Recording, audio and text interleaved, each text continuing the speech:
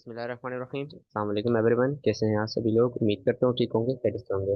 मेरा नाम उबैदुल्लाह फ्रीलांसिंग वाला है और मैं रेहान स्कूल का स्टूडेंट हूँ। तो आज हमारे साथ गेस्ट मौजूद हैं जिनका नाम है सैफुल्लाह फ्रीलांसिंग वाला। आज हम इनकी लाइफ जर्नी के बारे में जानेंगे, इनके गोल्स, मिशन, विजन्स के बारे में जानेंगे। बगैर वक्त ज़ाय किए हम अपने इंटरव्यू शुरू करते हैं। फर्स्ट ऑफ ऑल अस्सलाम वालेकुम सैफुल्लाह। जी वालेकुम अस्सलाम। कैसे हैं आप? जी मैं बिल्कुल ठीक। आप सुनाए, आप कैसे हैं? मैं भी ठीक, अल्लाह का लाख लाख शुक्र, अल्लाह का रहम करम। अच्छा, तो इंटरव्यू की जाने बढ़ने से पहले सबसे पहले तो मेरा आपसे एक ही है रिक्वेस्ट कि आप हमें और हमारे व्यूवर्स को जो आपको नहीं जानते उन्हें अपना एक इंट्रोडक्शन दे दें, अपना तारुफ करवा दें कि आप कौन से कैंपस से आए हैं वगैरह वगैरह। जी जरूर। तो फर्स्ट ऑफ ऑल मैं आपके व्यूअर्स को अपना बता देता हूँ। जी मेरा नाम है सैफुल्लाह कैनवा वाला और मैं रेहान स्कूल मुनव्वर कैंपस में लेवल 1.5 का स्टूडेंट हूँ और मैं पिछले 1.5 साल से रेहान स्कूल का स्टूडेंट हूँ। और मुझे रेहान स्कूल के अंदर आए हुए मतलब एक्सपीरियंस इसके बारे में आपको बता देता हूँ। स्टार्ट में मेरा फाउंडेशन लेवल था, वो मैंने कंप्लीट किया। उसके बाद मैं लेवल 1 के अंदर आया और अल्हम्दुलिल्लाह लेवल 1 भी मेरा ऑलमोस्ट कंप्लीट होने वाला है। बस मैं टास्क वगैरह अपनी अपलोड कर रहा हूँ। और ये मेरा एक्सपीरियंस सॉरी इंट्रोडक्शन है छोटा सा। सही है। तो आपने बताया कि आपको रेहान स्कूल में इतना टाइम हो चुका है, तो इन 1.5 साल के इस वक्त में आपने रेहान स्कूल से बहुत सारी चीज़ें सीखी।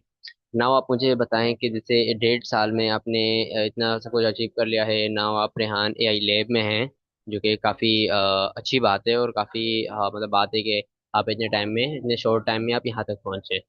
तो आप मुझे बताएं कि रेहान एआई लैब में आपका रेहान को स्कूल मुनव्वर कैंपस से रेहान एआई लैब तक का सफ़र कैसा रहा। आपने यहाँ बीच में क्या क्या मुश्किलात का सामना किया, क्या चीज़ें, क्या एरर्स, क्या प्रॉब्लम्स आपको फेस करनी पड़ी।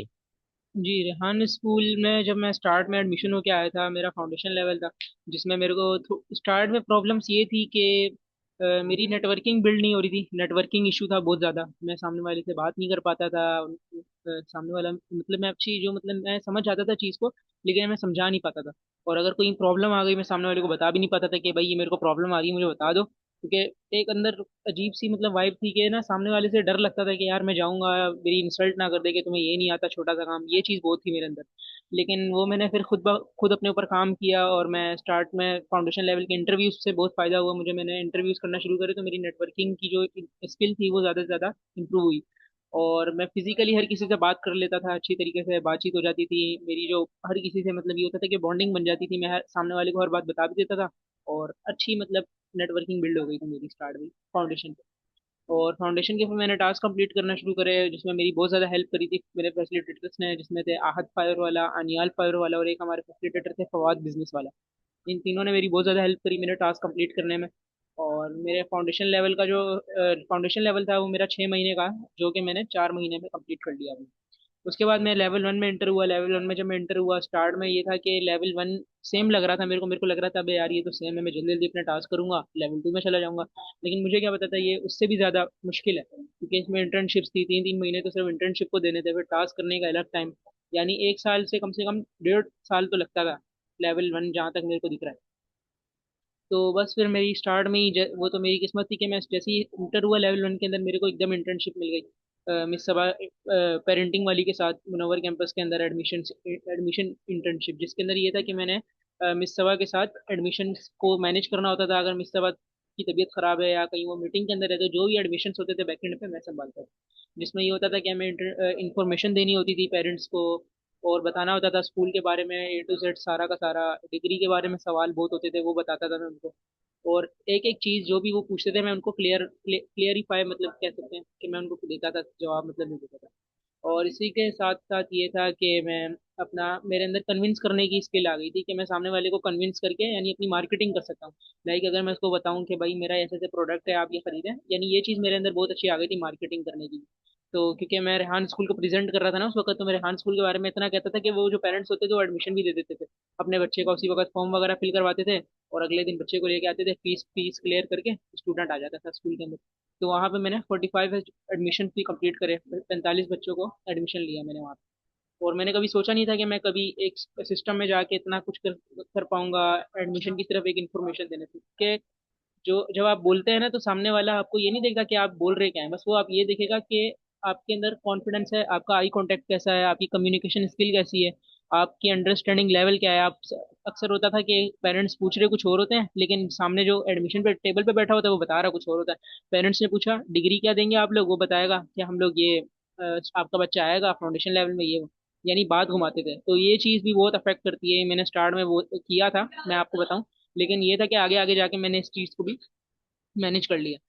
तो 4 महीने मैंने वो इंटर्नशिप को दी है। उसके बाद मेरा इंटर्नशिप खत्म हुई, फिर मेरा रह गए थे फॉरनर इंटरव्यूज। लेवल 1 के टास्क कंप्लीट हो गए थे, फॉरनर इंटरव्यूज रह गए थे। फॉरनर इंटरव्यूज के लिए ये था कि उसी वक्त मेरी फिर स्टार्ट हो गई इंटर्नशिप दौलत भाई के साथ। दौलत एजुकेशन वाला के साथ मेरी इंटर्नशिप स्टार्ट हुई। उसके अंदर ये था कि ना फॉरनर इंटरव्यूज में मेरे को ना फॉरनर को मैसेज नहीं करना आता था। लाइक मैं मैसेज कर देता था लेकिन फॉरनर का रिप्लाई नहीं आता था, वो मैसेज देखते ही नहीं थे बिल्कुल भी। और मुझे ऐसे लगता भी था कि हाँ यार कहीं ना कहीं मिस्टेक कर रहा हूँ। तो उन्होंने हमें बताया कि आपने ऐसा मैसेज बनाना है कि सामने वाले को भी मैसेज में अपना फायदा नजर आए। तो हम लोग तो अपना बता देते हैं कि भाई हम यहाँ यहाँ से हैं, पाकिस्तान से रेहान स्कूल के स्टूडेंट हैं। सामने वाले को कुछ भी नहीं होता, वो अगला इग्नोर मार देता है, देखता ही नहीं है मैसेज, वो कहता है मेरे को क्या फायदा होगा। तो मैंने उसमें अपनी थोड़ी चीजें ऐड कर दी, लाइक स्टार्टअप के रिलेटेड कि मैं आपके मार्केटिंग कर सकता हूँ, उसका जो प्रोडक्ट है उसके बारे में मैं ऐड करूंगा। मैं आपका ये प्रोडक्ट का जो है वेबसाइट का लिंक अपने डिस्क्रिप्शन में डालूंगा, जो मेरे व्यूअर्स हैं वो आपकी वेबसाइट पे आएंगे। इससे ये होगा कि आपकी भी मार्केटिंग होगी, मेरी भी मार्केटिंग होगी। तो ये सब चीजें मैंने करके फॉरनर इंटरव्यूज मेरे अल्हम्दुलिल्लाह होने लग गए। अभी मेरे यहाँ पे रेहान एआई लैब के अंदर आके मेरे 12 इंटरव्यूज कंप्लीट हो गए फॉरनर। और इसी के साथ साथ मेरी कोडिंग बिल्कुल भी बहुत वीक थी, जो मैंने यहाँ पे आके सीखी है। और बुक 1 और बुक 2 कंप्लीट हो गई है, बुक 3 भी इंशाल्लाह आने वाले 2 डेज के अंदर कंप्लीट हो जाएगी। तो ये सब चीज़ें मैंने यहाँ पे आके सीखी। और मैं स्टार्टअप के ऊपर भी काम कर रहा हूँ जिसका नाम है फोनोपिया.com। और उसी के ऊपर डेली बेसिस पे हम रिसर्च वगैरह करते हैं। डेली बेसिस पे न्यू न्यू चीज़ें जो आती हैं मार्केट के अंदर वो उस पर ऐड करते हैं, अगर उसके ऊपर ऐड करने की होती हैं। लाइक व्हाट्सएप के ऊपर कोई नया बोट आता है उसी वक्त हम लोग उसी पे ऐड कर देते हैं। और ऐसे मतलब चीज़ें हम रिसर्च कर रहे हैं डेली बेसिस पर ग्लोबली और ऐड कर रहे हैं। सही, तो आपने ज़बरदस्त बताया। अच्छा, तो स्टार्टअप के बारे में आप बताएं, स्टार्टअप क्या होता है? मतलब बिजनेस होता है एक और भी स्टार्टअप होता है, तो इन दोनों में क्या डिफरेंस है, क्या है दोनों में डिफरेंस? इन दोनों में ये डिफरेंस होता है, स्टार्टअप बेसिकली एक वेब होती है। अब जैसे आपने देखा होगा ना, यूट्यूब है। यूट्यूब भी एक बंदे का, जिस बंदे ने बनाया है ना, उसके लिए एक स्टार्टअप था।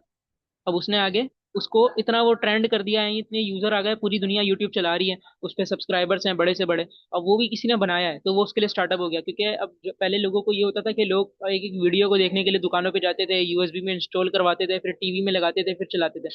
लेकिन ये था कि नेटवर्क भी नहीं था। लेकिन किसी ने नेटवर्क ईजाद हुआ, फिर उसके बाद ये यूट्यूब आ गया। यूट्यूब फिर किसी ने बनाया, यूट्यूब पे आप जो भी सर्च करते हैं आ जाता है। आपको जो फेवरेट ड्रामा सीरियल या मूवी वगैरह अगर आपको भी देखनी होती है, आप यूट्यूब पे सर्च करोगे आ जाएगी। तो वो भी किसी ने बनाया था। तो ऐसे ही स्टार्टअप होता है। स्टार्टअप ये होता है कि आप किसी चीज को कॉम्पीट करके उसके अंदर जो प्रॉब्लम्स होती हैं उनको सॉल्व करके एक चीज बनाओ।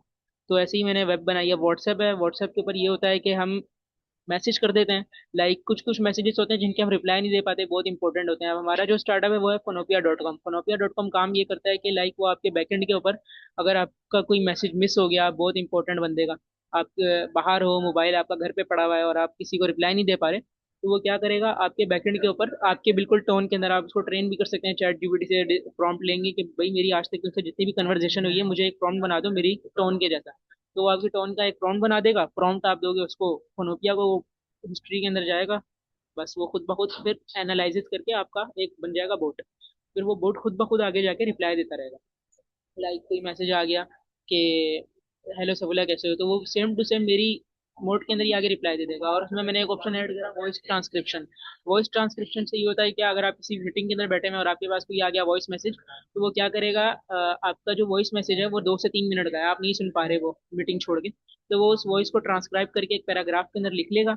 और लिखने के बाद ये होगा कि फायदा कि आप वो पढ़ सकते हैं, सुन नहीं सकते, आप पढ़ेंगे और आपको सारा पता लग जाएगा वॉइस मैसेज में बोला क्या गया। इसी के साथ साथ इसके अंदर है स्कैम डिटेक्शन। स्कैम डिटेक्शन ये है कि पाकिस्तान में सबसे बड़ी प्रॉब्लम ये है कि स्कैम्स बहुत हैं। हर जगह स्कैमर बैठे हैं। मैं भी, आपने देखा होगा एक वीडियो भी लीक हुई थी, डीएचए के अंदर पता नहीं कोई स्कैम हुआ है 3-4 लाख का इसी पैसा के थ्रू। और भी मतलब प्लेटफॉर्म्स के ऊपर लिंक से ये लोग इलीगल चला देते हैं, जब वो ओपन करते हैं तो कार्ड वगैरह उसके अंदर डाला, एकदम पैसे कट गए बैंक से 3 लाख 4 लाख। तो ऐसे स्कैम्स बहुत हो रहे हैं। तो इसी के लिए हमने एक उसके अंदर एक मतलब एआई ऐड करा है, जो कि क्या करेगा, आपके पास कोई इलीगल लिंक आता है वेबसाइट का, वो उसी वक्त उसको डिटेक्ट कर लेगा, एनालाइज कर लेगा और आपको बता देगा कि इस लिंक को ओपन ना करें, ये है स्कैम। लाइक इलीगल लिंक है ये, अगर आप इसको ओपन करेंगे तो आपके साथ स्कैम भी हो सकता है, फ्रॉड भी हो सकता है। फिर वो आपको एज अ अलर्ट कर देगा। तो फिर ये होगा कि आपको पता लग जाएगा कि हाँ यार ये लिंक इलीगल है, मेरे को इसको खोलना नहीं चाहिए, दूर रहना चाहिए।